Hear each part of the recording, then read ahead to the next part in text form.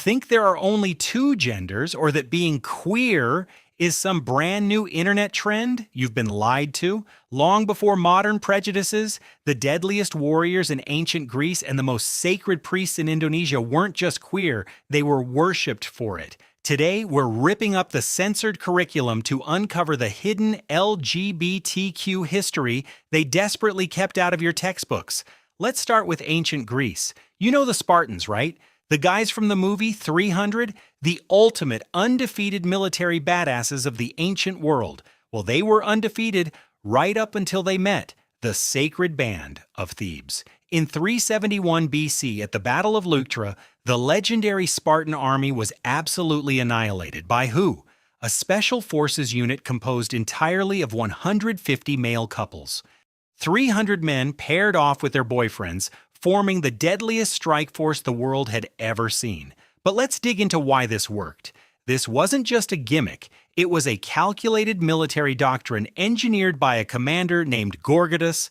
The logic was flawless.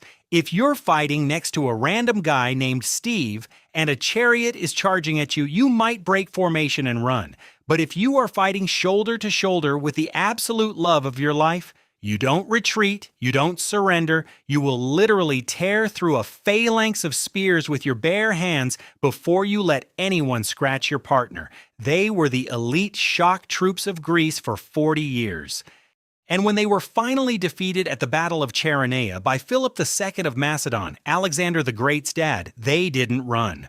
All 300 men fought to the absolute last breath, dying side by side. Historical records say that when King Philip saw their bodies, he actually wept, saying, "Perish any man who suspects that these men either did or suffered anything unseemly."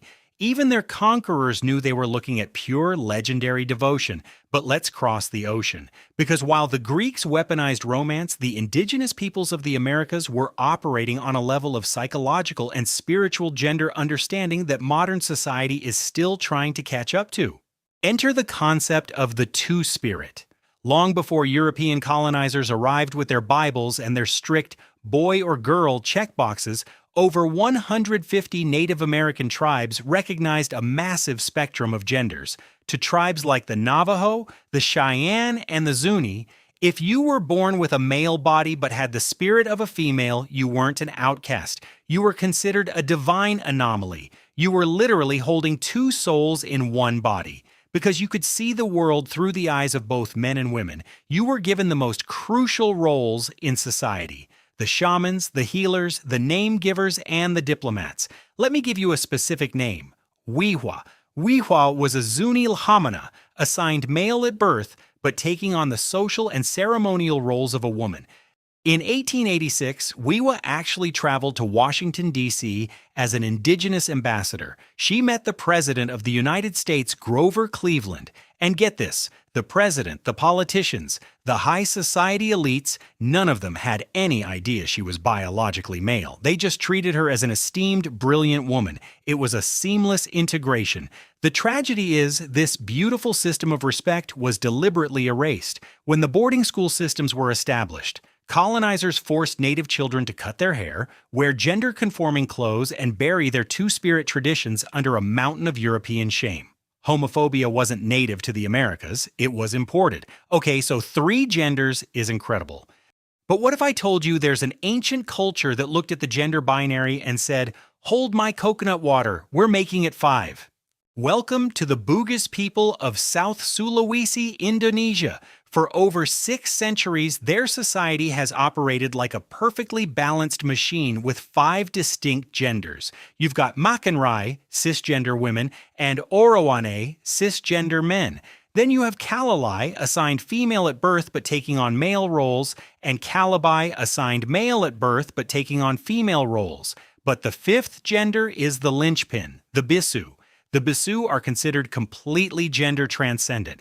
They are neither male nor female, but a divine fusion of everything human. Becoming a Bisu isn't a choice, it's a spiritual calling that requires brutal initiation. To prove they have been possessed by the gods, a Bisu performs the Magiri ritual. They take a razor-sharp Karas dagger and forcefully press it into their own neck, stomach, or palms. If they bleed, they are just a mortal. But if the blade doesn't pierce their skin, and historical accounts swear it doesn't, they are confirmed as true Bisu.